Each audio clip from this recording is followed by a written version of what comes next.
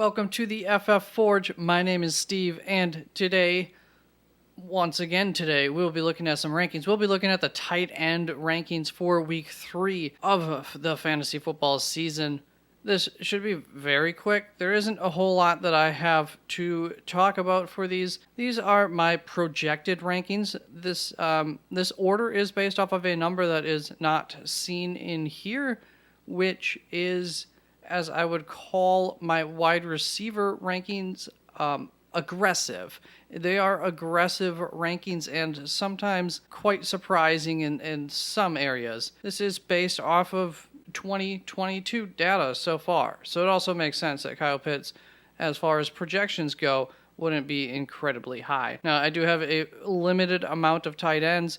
A few guys that basically I'm just tracking, or at least Isaiah Likely, that I just am kind of tracking to see if numbers start to increase usage so I can get ahead of the curve with them.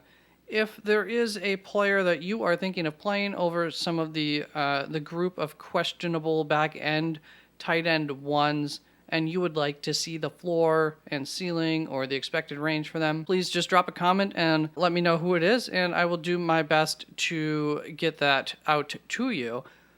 Other than that, the quarterback rankings should have been released prior to this video, so you can see an explanation of things in there. Just the real short version is here is a hot to cold type of reading for the matchup. And then obviously these are floors, ceilings, and then an expected range, which is a range where we expect them to hit within at least over 50% of the time. So these are not in the final ranking order that I will have them in. I will let you know roughly where I will have a few guys in my rankings. And then after I get these put up on the website, which is after I get these videos edited and released throughout tomorrow, Thursday, then I will come back and I will put my own rankings down underneath them. And of course, rankings aren't really final until game time, usually is how it works.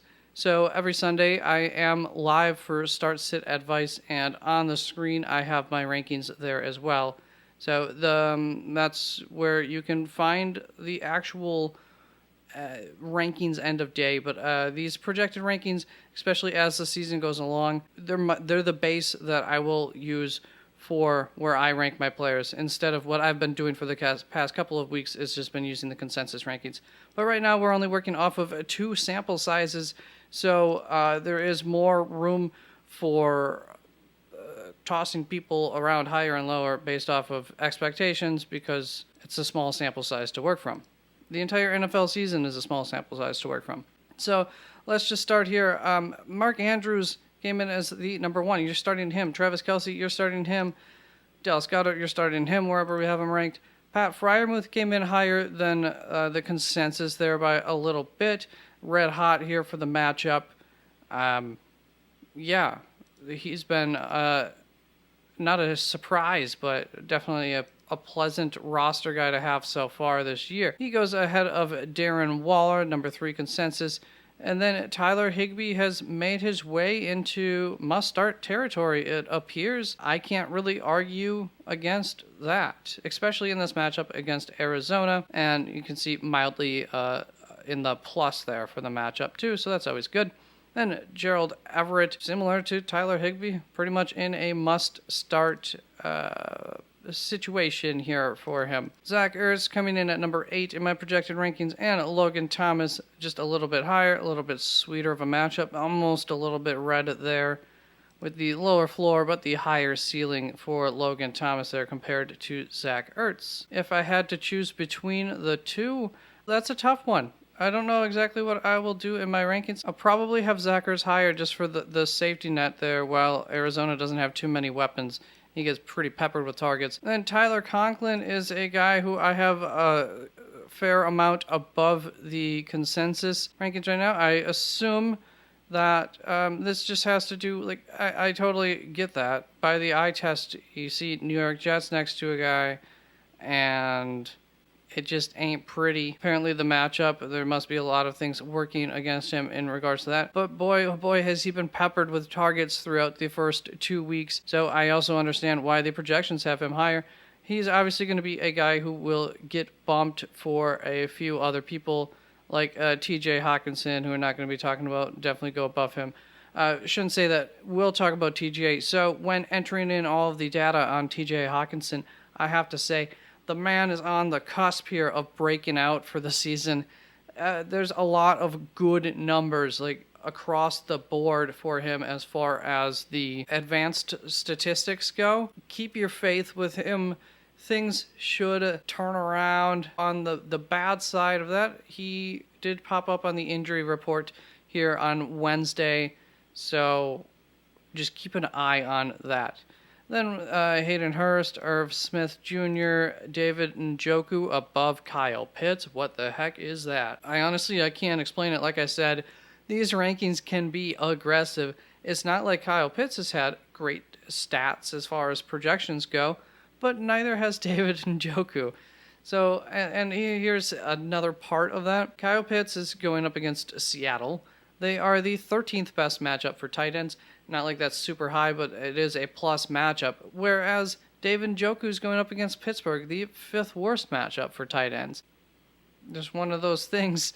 My best guess is that there is a limited amount of expected plays in the Atlanta versus Seattle game. Seattle especially is a team who has ran like the least amount of plays and just eats up clock, as well as just a slow tempoed game. Slow tempo, there we go. And nothing seems to have changed about that this year. So obviously Kyle Pitts is a must start. You should only have Kyle Pitts on your roster if you have him as a tight end, unless you have a super deep bench. But I will not have him as high as 4th. The highest I will end up having him in my rankings is 6th, and it may be 10th in my rankings, depending on probably how I'm feeling when I put him in there. It's not been a great start. And here is one thing that I thought about as far as concern for Kyle Pitts going forward. And this part of it's very true. So, especially for week 1, Marcus Mariota's accuracy was really, really, really bad. And it does appear to have improved after week 2 as far as statistics go. That is good. But my thought process was, well, Drake London has a huge catch radius, so maybe that's part of the reason why he would gravitate towards Drake London. And I'm sure Drake London's catch radius is bigger than Kyle Pitts, but Kyle Pitts is in the top 85th percentile for catch radius, at least for tight ends. He has a good catch radius, so that alleviates some of my fears, along with Marcus Mariota at least not having as bad of accuracy as he did in week 1, maybe just getting rid of some of the rust there in week 1. Then Robert Tonyan back here, roughly right in with consensus, and Dawson Knox have quite a bit off from consensus. Here's where I like these floors and ceilings and these thermometers. You're looking at Dawson Knox versus Zach Ertz here. Would you play him or not? Well, if you need a ceiling play, then Dawson Knox is probably going to be your guy because that ceiling's not really too great for Zach Ertz. Along with that, the thermometer for Dawson Knox does also look quite a bit more favorable than that of Zach Ertz. So if you are looking for that big game from your tight end this week based on your matchup, that's where I really like using these charts. But how far will I have him in my rankings this week? It's obviously a juicy matchup there against Miami. I don't know.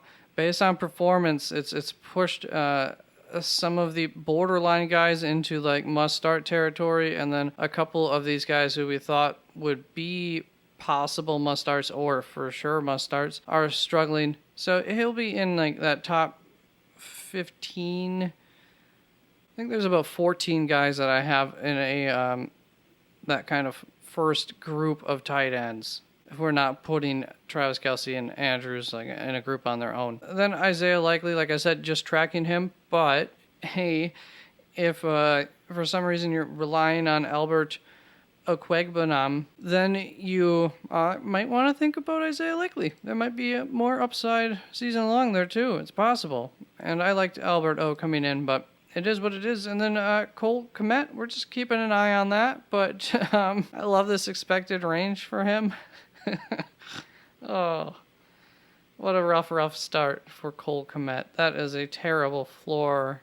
And I can't believe that expected range is so bad. If I recall correctly from his advanced stats, that's not even advanced, but he has like a half-yard average target distance, ADOT. Yikes. Not good. All right. That's the tight ends. So, yeah, you're still playing Kyle Pitts. Hopefully things work out there. You know, if you're really bold, yeah, here you go. You can use this to help determine if you actually want to play Logan Thomas over him or something. Let's see here. Everything says Logan. Good luck, Kyle Pitts owners. I feel for you right now. But things should get better there. And a real quick ad here before saying goodbye. That Kyle Pitts owners, it's not a bad thing that Drake London is getting a lot of attention here early. It should be a good thing and help open things up for some more efficiency for Kyle Pitts and just give more touchdown opportunities to that offense as a whole compared to last season. So, yeah, good luck with that. Goodbye. More rankings videos to come, running back and wide receiver. Got to get to work. Bye-bye.